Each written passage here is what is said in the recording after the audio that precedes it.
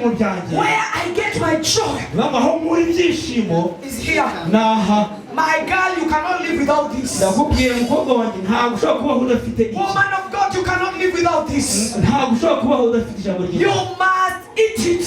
Ugomba kurirya. You must believe it. Ugomba kuryizera. You must live it. Ugomba kubana naryo. Nowadays, the young men and mothers and fathers in the church, they don't want to live it. Uyu munsi muri ino minsi ya none abasore, inkumi, ababyeyi ntibashaka kuba mu ijambo. For me, the time I gave my life to Christ, the devil even knows that he has nothing for me. Uwe mujewe kuva igihe natangiye kwakira Yesu Kristo, umwanzi yarabizi ko ntacyo avuze kuri jewe. You must live a righteous life. Ugomba kubaho mu buzima bw'agaciro. That when Jesus looks at you, Uwe ngo igihe cyose Yesu he akurebye, knows you are upright. arabizi neza ko ukwiye. I called on the name of the Lord, Ukamuhamagara mu izina and I rye. told the Lord, Bavuga ngo Nyagasani, I need to carry another baby. nkeneye kwakira undi The mwana. doctors have said no, Abaganga baravuze ngo ntibishoboka. but for me, Ariko ku bwanjye I believe your word, nizeye ijambo ryawe. that there will be no barren in the house of God. Nta bugumba buzaba mu nzu y'Imana. Hallelujah. Amen.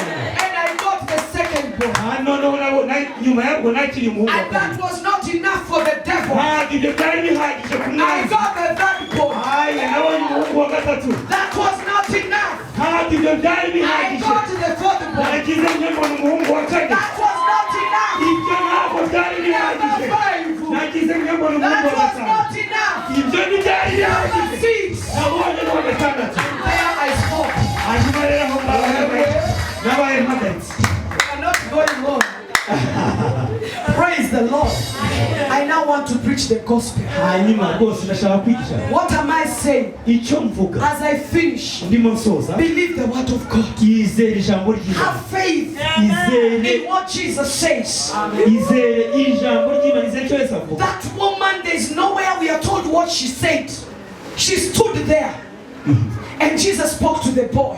Uriya mudamu twumvishe ntabwo tujya twumva ikintu yigeze avuga. Don't do anything Wigira ikintu ukora to that situation muri biriya bibazo ucamo, wigira like icyo ukora. trusting God for that thing. Wowe izere Imana muri biriya bintu urimo Leave kunyuramo. Jesus to work for you. Reka Yesu agira ikintu akora mu That kigo woman cyawe. was just there. Uriya mudamu mwibuke yari yibereye Jesus hariya, did his work. hanyuma Yesu akora umurimo And we. the woman was given back the baby. Hanyuma rero umudamu asubizwa umwana we. A baby who was dead. Umwana wari wapfuye You're given back when he's alive. arongera amuhabwa ari muzima. I don't know how you can feel Ntabwo nzi uko urimo urabyumva that wowe. your baby was dead. Umwana yari yapfuye And now he's sick. amuhabwa ari muzima. I don't know how you can feel. Ntabwo nzi uko ubyumva. We don't know that feeling because it has never happened to us. Ntabwo twabyumva neza ko ntibiratubaho. But if that woman can come and testify here, Ariko noneho uriya mudamu aramutaje kugira ngo atange she ubuhamya. can jump until touch the sky Wewe ubwo yajya asimbuka agakora hejuru ku kirere because of praising the Lord. kubera amashimwe afite ku Mana. May you live the word of God, Ndagira ngo mbasabe kuba mu ijambo eat the ry'Imana, word of God, mube mu ijambo ry'Imana. walk with the word of God.